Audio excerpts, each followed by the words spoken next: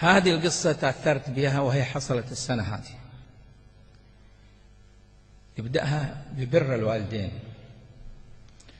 رجل كبير في السن، يعني ما هو كبير، في الخمسينات، متزوج وعنده أولاد. يريد الله سبحانه وتعالى أن تصاب والدته بشلل نصفي.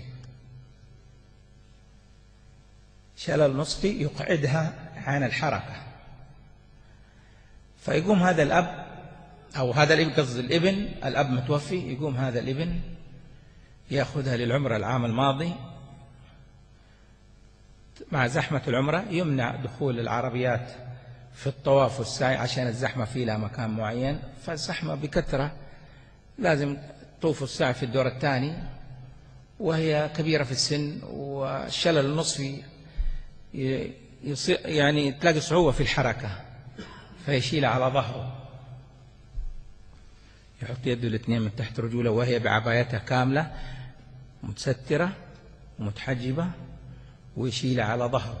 تخيلوا الواحد فينا إلا من رحم الله يشيل طفل صغير يكون مع زوجته لمدة نص ساعة يقوم يرميه لأمه أو إنه ينزله عشان يمشي، لكن هذا الابن يشيل أمه على ظهره ويطوف بها 7 أشواط طواف وسعي. من يتحمل أن يشيل الطفل بس إلا من رحم الله في الطواف، طفل رضيع، وهذا يشيل أمه في العمرة السنة الماضية. السنة هذه نزلها الحج مع أولاده ومع أخته، أخواته 2، لكن لا يبغى أحد إلا هو، ولا أحد يخدمها إلا هو.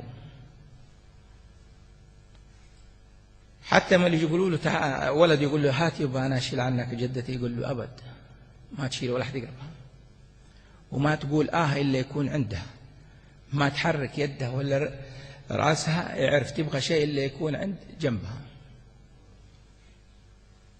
ليس الشاهد في القصة هذه يا أخوان. قبل ما أكمل القصة هذه، إذا يذكر إذا كان هو حاضر معنا، والله كنت جالس في الطائرة في الدرجة الأولى ورأيت 2 من الأخوان الكويتيين أولاد يحملين أمهم حمل، مصابة أظن بمرض الفيل، ما هي قادرة تجلس. شفت فعلا البر، والله إنه جابت الأكل المضيفة والأم تبى تحرك حاجة، ساب الأكل وقام لها، لغاية ما نزل الطيارة. مسكت الكبير الولد قلت له شوف العمل هذا اللي سويتوه لأمكم ليس له ثواب إلا الجنة. قال لي كيف يا شيخ؟ قلت كيف؟ أليس رضا الله من رضا الوالدين؟ قال نعم. قلت نعم، رضا الله من رضا الوالدين، رضا الله سبحانه وتعالى من رضا الوالدين. لذلك أنا أذكر وفي كل لقاء لجميع الآباء والأمهات بالذات إنهم لا يدعوا على أبنائهم، لا يدعوا على أبنائهم، لأنه دعوة الوالدين مستجابة، يكون باب السماء مفتوح فيستجاب لدعوة الأب والأم، فيندم الأب والأم طول الحياة. بدعوات يا أخوان والله صعبة إن الواحد يقولها، فيها طرد من رحمة الله. أنت تقول الأب ولا الأم الله، تقول ولدها أو بنته الله يلعنك، الله يحرقك، الله يشلك، وبعدين تيجي تقول مو من قلبي، مو من قلبي يا شيخ. يكون باب السماء مفتوح فيستجاب له. فقلت له الكلام هذا، قام بكي، قال والله يا شيخ لنا 6 سنين ونحن على هذا الحال. وأسألها، قلت الله يجزيكم خير. يقوم الولد هذا في الحج هذه السنة يحج يمه على ظهره، ويطلعون، هو من دولة خليجية، ويجوا على المطار على وقت السفر، ويريد الله سبحانه وتعالى أن الرحلة تتلغي، يعلن هذا أن الرحلة اتلغت. قال مكتوب، أعطوهم الفوتشرات عشان يروح الفندق. قالت له الأم أنا بجلس في المطار هنا ما بروح. قال لها ما دام أنت جالسة هنا، أنا فرصة لغاية موعد الرحلة، خليني أروح أسوي عمرة عن خالتي. أروح أسوي عمرة عن خالتي وأرجع. راح الابن هذا سوى عمرة عن خالته ورجع، وجاء ذكر أمه وقال لها يما يلا تعالي ناكل لقمة عشان نصوم بكرة. كان أخونا في الله يصوم الاثنين والخميس، مواظب على صيام الاثنين والخميس. فأكلوا وناموا على أساس أنهم الصبح يروحون للمطار لديرتهم، ويقوموا الصبح فإذا بهذا الابن ميت. يعني المفروض طبعا الأعمار بيد الله، المفروض أن الأم المقعدة كبيرة في السن في 70 يعني لا سمح الله أنها تصير لنا، لكن الولد شباب يموت بحكمة ربنا، وهذا هو موت الفجأة اللي حذر عنه الرسول صلى الله عليه وسلم، وهو موت الفجأة. كيف موت الفجأة؟ هذا حذر عنه الرسول صلى الله عليه وسلم، سوف أذكر. يموت ويتصلوا بي وأخذ سيارتي وأطلع هاخذه، ما كان إلا في ولده. طبعا زي ما قلت لكم من دولة خليجية، كلموا الأهل والأقارب قالوا بركة ادفنوه هناك، ادفنوه في مكة. شوفوا الشاهد في القصة يا أخوان، كل هذا سهل. أنا ما عرفت ببر والدته إلا بعد الشاهد في الكلام هذا. غسلته غسل طبيعي أنا وولده واثنين من مساعدين، وكفناه. كل ما ظهرت أي شيء علامات. ترى يا أخوان مو كل الموتى تظهر عليهم علامات. كثير من الأخوان يسألون يا شيخ كل ميت تغسل ويظهر علامة؟ لا، قد أغسل 10 من الموتى لا تظهر لا في أي علامة، لا علامة حسن ولا علامة سوء. وقد أغسل ميت أخرج من المغسلة وأنا أضحك، حتى أهل الميت يقولوا إيش هذا المغسل مجنون، دوب مغسل ميت إنه يضحك. من العلامات، من علامات حسن المنظر اللي شفتها. وقد أغسل ميت وأخرج وأنا أبكي، ويحاول ولده أو أخوه أو أبوه يأخذ كلمة من، لأنه لو قلت له أي كلمة سوف ينقلها العم والخال وسوف ينتشر الخبر. فأحاول أقول له إني تأثرت بالميت فقط، لكن ما أذكر ما ظهرت عليه، حتى أبوه حتى أخوه ما أذكر. الشاهد في هذه القصة أخذناه وصلينا عليه في مكة في ظهر يوم الخميس، وأنزلنا القبر. وهنا كان الشاهد في هذه القصة يا أخوان. عندما أنزلنا القبر وضعته على جنبه الأيمن وحليت الأربطة أنا وولده والإخوان اللي حضروا وصلوا نزلوا معنا يساعدوه. شمينا ريحة في القبر ما شمها بشر في الدنيا.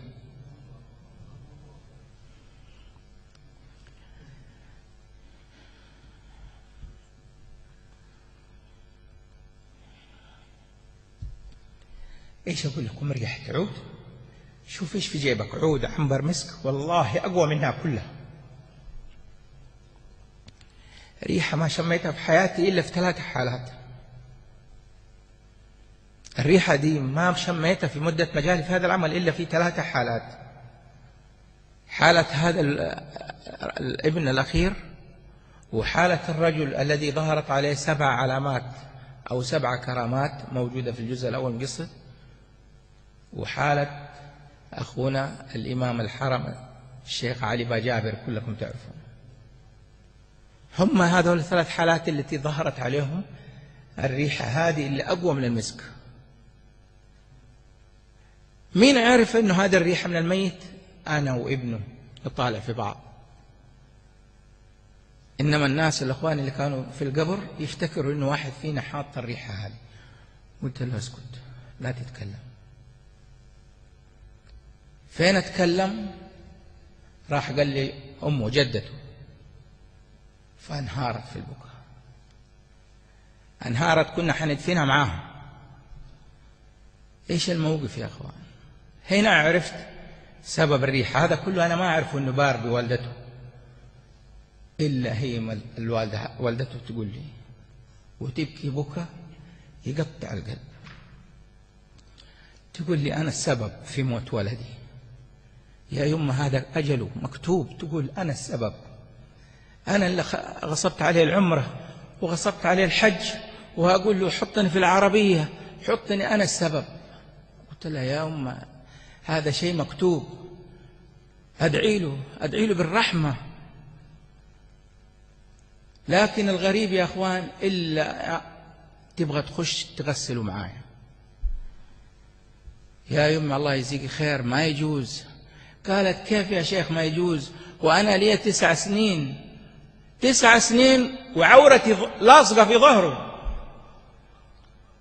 يشيلني في العمرة عورتي كلها في ظهره. وأزيدك من الشعر، شوف هذه أخته وهذا أولاده، ولا واحد هو الذي يغسلني، هو يغير لي الحفاظة، وتقسم بالله إنها ما حط عينه في عورتها ولا مرة، وبحائل بيده. قلت لها ما يجوز الكلام هذا. قالت أقول لك أنت ما تعرف شيء، هذا ولدي يغسل عورتي، كيف ما أغسله؟ قلت لها يا أمي ما يجوز تغسلينه، أدعي له. وتبكي ومصرة، وخاصة بعد ما قال لها ولد ابنها، قال لها يمه ترى أبوي طلعت منه ريحة أقوى من ريحة المسك. فقعدت تبكي بزيادة، تبكي إيش؟ تبغى إلا تخش القبر تسلم على قبر، وهي عارفة أنه هذا الكلام حرام وما يجوز، والرسول صلى الله عليه وسلم لعنه الله زورات القبور. لكن هي عارفة الكلام هذا، لكن من قوة البر يا أخوان، من قوة فراق ابنها إلا 7 سنين، وهو يحملها على ظهره ويدخلها الحمام ويحممها ولا ينظر على شعرة من جسمها، لغاية وصل بها درجة البر إنه في أحد الأيام أغسلها في مكان راحوا يتصيفوا فيه، غسل والدته وهو معصب العينين، وهو يقول لها الولد، يقول لها يمه ترى ما يجوز، في أختي في بناتي، تقول له أبد ما في إلا أنت ولدي، وأنا حملتك على بطني 9 أشهر وتعبت فيك، وهذا أقل شيء تسوي فيه. شفتوا الريحة هذه اللي طلعت منه يا أخوان؟ والله لا أنساها لغاية يومي هذا، ريحة أقوى من ريحة المسك. وما تأكدت هذه الكرامة إلا بعد أن قالت لي الأم هذا البر فيها من ابنها، لدرجة أن إيش أقول لكم يا أخوان، والله قعدت ما تحكي لي من بره إلا هي تبكي، حتى الكلام صار يتلخبط مع البكاء من بر ابنها هذا. فقلت لها الآن هو بين يدي الله ورحمته، أدعي له ترى الدعاء يرد القضاء. وسافروا ناقصين 1 رجعوا. فأسأل الله العظيم رب العرش العظيم أن يحسن خاتمتنا في الدنيا والآخرة يا أخوة.